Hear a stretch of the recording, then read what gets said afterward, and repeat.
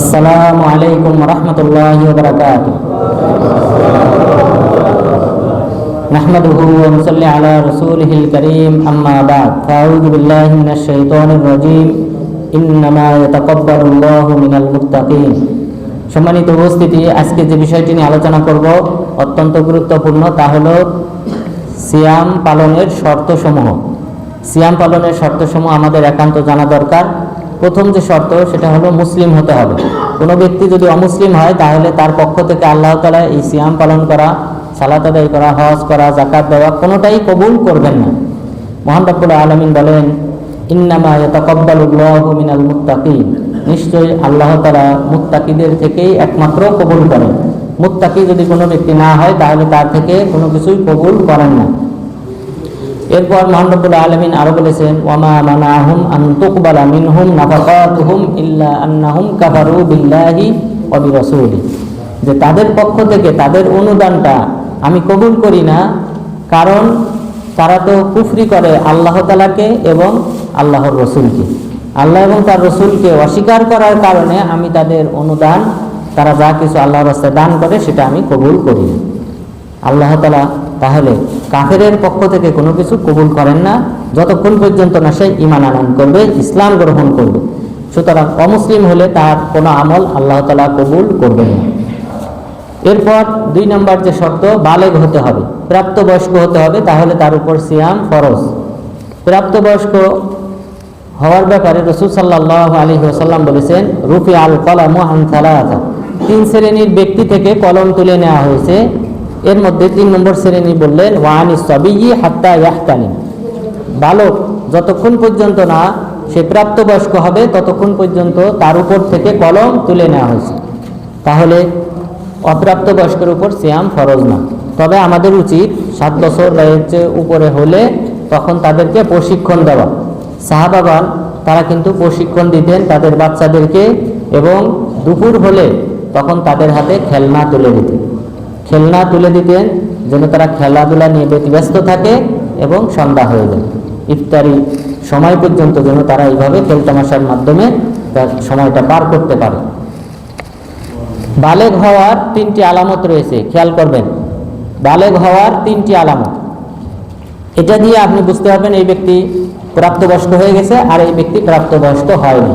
প্রাপ্তবয়স্ক হওয়ার সাথে অনেক মাসালা জড়িত। যেমন কাউকে আপনি যদি এতিম বলেন, তাহলে এতিম বলতে হবে যদি সে বালেগ না হয়। বালেগ হওয়ার আগেই যদি তার বাবা মারা যায়, তাহলে আপনি তাকে এতিম বলতে পারবেন। তো সেই দৃষ্টিকোণ থেকে আমাদের একান্ত জানা উচিত যে বালেগ হওয়ার আলামতগুলি কি কি। প্রথম আলামত হলো যে ছেলেদের ক্ষেত্রে স্বপ্নদোষ হওয়া, কারণ এই আগের হাদিসে ওখানে বলেছেন, ওয়ানিস সাবি হাত্তা ইয়াহতালিম। শিশু যতক্ষণ পর্যন্ত না তার স্বপ্নদোষ শুরু হয়। তাহলে বালেগ হওয়ার আলামত হলো স্বপ্নদোষ যদি শুরু হয়, তাহলে বুঝতে হবে সে বালেগ হয়ে গেছে। আর মেয়েদের ক্ষেত্রে যদি তাদের মাসিক শুরু হয়, তাহলে মাসিক শুরু হয়ে গেলে বুঝতে হবে সে বালেগা হয়ে গেছে, তার উপর সিয়াম ফরজ। 2 নম্বর আলামত যে গুপ্তাঙ্গের পশম গজানো, এটা যদি গজায় তাহলে বুঝতে হবে সে বালেগ হয়ে গেছে বা সেই মেয়ে বালেগা হয়ে গেছে। এটার দলিল হলো আতিয়া আল কুরাদি রাদিয়াল্লাহু আনহু, তিনি বলেন যে খয়বার যুদ্ধে আমাদের ইহুদিদের সবাইকে হত্যা করার নির্দেশ দেওয়া হয়। যারা প্রাপ্তবয়স্ক বালেগ, যারা অস্ত্র ধারণ করতে সক্ষম, এদের সবাইকে হত্যা করার নির্দেশ দেওয়া হয়।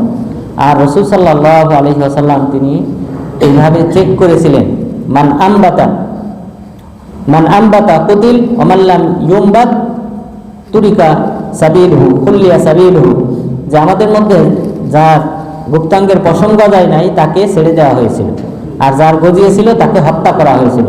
কারণ এটাই হলো পার্থক্য করা বালেগ এবং অবালেগ, প্রাপ্তবয়স্ক এবং অপ্রাপ্তবয়স্ক মাঝে পার্থক্য করার অন্যতম আলামত হলো এটা। এরপর 3 নম্বর আরেকটি আলামত রয়েছে বালেগকে চেনার, সেটা হলো 15 বছর বয়স হওয়া। যে স্বপ্নদোষও শুরু হয় নাই, গুপ্তাঙ্গে পশমও গজায়নি, এরপর তাহলে বুঝতে হবে যদি তার বয়স 15 হয়ে যায় তাহলে সে বালেগ হয়ে গেছে। এই আলামতটি আব্দুল্লাহ ইবনে ওমর রাদিয়াল্লাহু আনহুর হাদিসে উল্লেখ হয়েছে। তিনি বলেছেন, উহুদ যুদ্ধে আমাকে পেশ করা হয়েছিল, কিন্তু আল্লাহর রাসূল আমাকে ফিরিয়ে দিয়েছিলেন।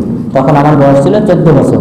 খন্দক যুদ্ধে যখন আমার বয়স 15 বছর হয়, তখন তিনি আমাকে যুদ্ধে অংশগ্রহণের অনুমতি দেন। অর্থাৎ 15 বছর হলো বালেগ হওয়ার আলামত।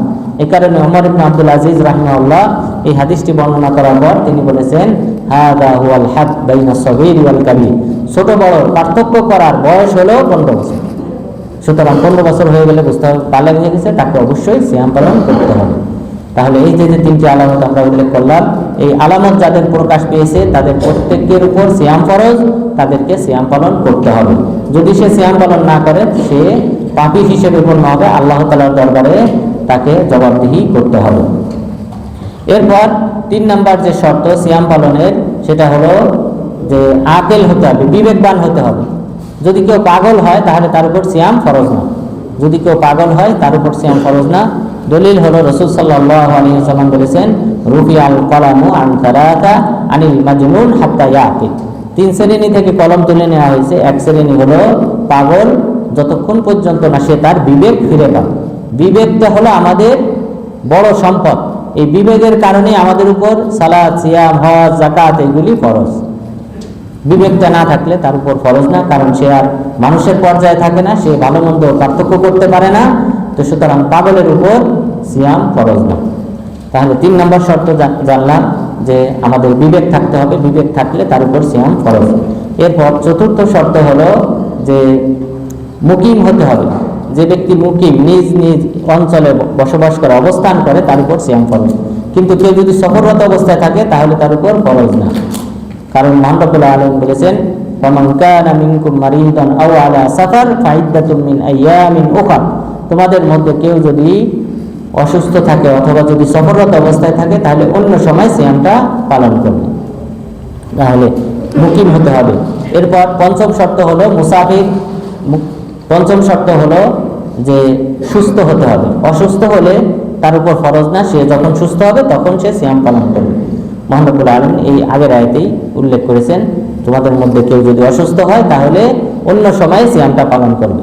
এটা হলো দলিল। এরপর 6ষ্ঠ নাম্বার যে শর্ত, সেই শর্ত হলো আইয়াকুনা কাদিরান, সক্ষম হতে হবে। যদি অক্ষম হয়ে যায় বয়সের ভারের কারণে, অনেক বৃদ্ধ ব্যক্তি আছে যাদের পক্ষে আর এই সময় আর সিয়াম পালন করা সম্ভব না, 80 বছর 100 বছর হয়ে গেছে যে, এবং শারীরিকভাবে দুর্বল, সিয়াম পালন করতে সক্ষম না, তাহলে তার ক্ষেত্রে ভিন্ন বিধান। তার ক্ষেত্রে বিধান হলো মহান রব্বুল আলামিন বলেছেন ওয়ালাল্লাযীনা ইউতীকুনাহু ফিদিয়াতুন তুআমু মিসকিন। তোমাদের মধ্য থেকে যারা সক্ষম তারা একজন মিসকিনকে ফিদিয়া প্রদান করবে, খাদ্যদ্রব্য। তবে এই আয়াত মানসুখ হয়ে গেছে। মানসুখ হলেও এটার হুকুম যারা অক্ষম তাদের উপর বলবৎ রয়েছে। যেমনটা আব্দুল্লাহ ইবনে আব্বাস রাদিয়াল্লাহু আনহু বলেছেন যে এই আয়াত মানসুখ হয় নাই তাদের ক্ষেত্রে, যারা অক্ষম, সিয়াম পালন করতে সক্ষম নয়, তারা ফিদিয়া দেবে, খাদ্যদ্রব্য ফিদিয়া দেবে। তাহলে একজন মিসকিনকে খাবার দিতে হবে। কতটুকু পরিমাণ খাবার দিতে হবে? নিসফু সা, অর্ধ সা। 1 সা সমান 2.5 কেজি, আর অর্ধ সা সমান 1200 গ্রাম বা 1 কেজির একটু বেশি। তাহলে 1 কেজি সমপরিমাণ চাউল যদি দেওয়া হয় প্রতিদিনের পরিবর্তে, তাহলে ওই অতি বার্ধক্য ব্যক্তি যিনি অক্ষম সিয়াম পালন করতে, তার পক্ষ থেকে সিয়াম আদায় হয়ে যাবে। তাহলে এটা কিন্তু গুরুত্বপূর্ণ একটা মাসালা। যেহেতু সব অঞ্চলেই 2-1 জন অতি বার্ধক্য ব্যক্তি পাওয়া যায় যাদের পক্ষে সিয়াম পালন করা সম্ভব না, তাদের আত্মীয় স্বজন তারা কি করবে? তার পক্ষ থেকে এই ফিদিয়া প্রদান করবে, তাহলে সিয়াম আদায় হয়ে যাবে। এরপর 7ম নাম্বার শর্ত হলো যে হায়েজ এবং নিফাস থেকে মুক্ত হতে হবে। যাদের হায়েজ এবং নিফাস শুরু হয়েছে, যে সকল মহিলাদের, তাদের উপর সিয়াম ফরজ না। কারণ রাসূল সাল্লাল্লাহু আলাইহি ওয়াসাল্লাম বলেছেন ইন্নাল্লাহা ওয়াদাআ আনিল মুসাফিরি আস-সাওম ওয়া শাতরাস সালাহ ওয়া আনিল হামিলি আবিল মুরদি। যে আল্লাহ তাআলা সালাতটাকে অর্ধেক করে দিয়েছেন মুসাফিরের উপর, এরপর সিয়ামটাকে তুলে দিয়েছেন, অর্থাৎ তার উপর সিয়াম ফরজ না, পরবর্তীতে সে কাজা করবে। আর পাশাপাশি যারা যে সকল রমণী গর্ভবতী এবং যাদের সন্তান ভূমিষ্ঠ হওয়ার কারণে যাদের এই নিফাস শুরু হয়ে গেছে, তাদের উপর থেকে আল্লাহ তাআলা সিয়াম তুলে নিয়েছেন, তাহলে তারা পরবর্তীতে সিয়াম পালন করবে। এরপর 8ম নাম্বার শর্ত, এটাই সর্বশেষ শর্ত। 8ম নাম্বার শর্ত হলো যে আমাদেরকে রাতেই নিয়ত করতে হবে, ফজর হওয়ার পূর্বেই ফরজ সিয়ামের নিয়ত করতে হবে। ফজর হওয়ার পূর্বে সিয়ামের নিয়ত করতে হবে, তাহলে সিয়ামটা হবে। যদি কেউ ফজর হয়ে যায়, নিয়ত না পাঠ করে, নিয়ত যদি না করে অন্তরে, তাহলে তার সিয়াম হবে না। আর সেটা রাসূল সাল্লাল্লাহু আলাইহি ওয়াসাল্লাম বলেন, মান লাম ইয়াজমা'i সিয়ামা ক্বাবলা আল ফজর ফালা সিয়াম লা। যে ব্যক্তি ফরজ সিয়াম, কাফারার সিয়াম, মানতের সিয়াম, যে ব্যক্তি ফজর হওয়ার পূর্বে নিয়ত করবে না, তার সিয়াম হবে না।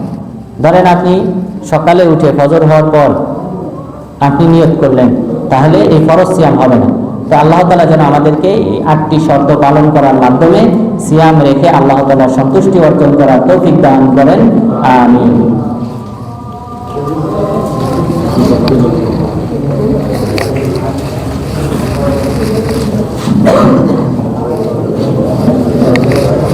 বাকি আছে।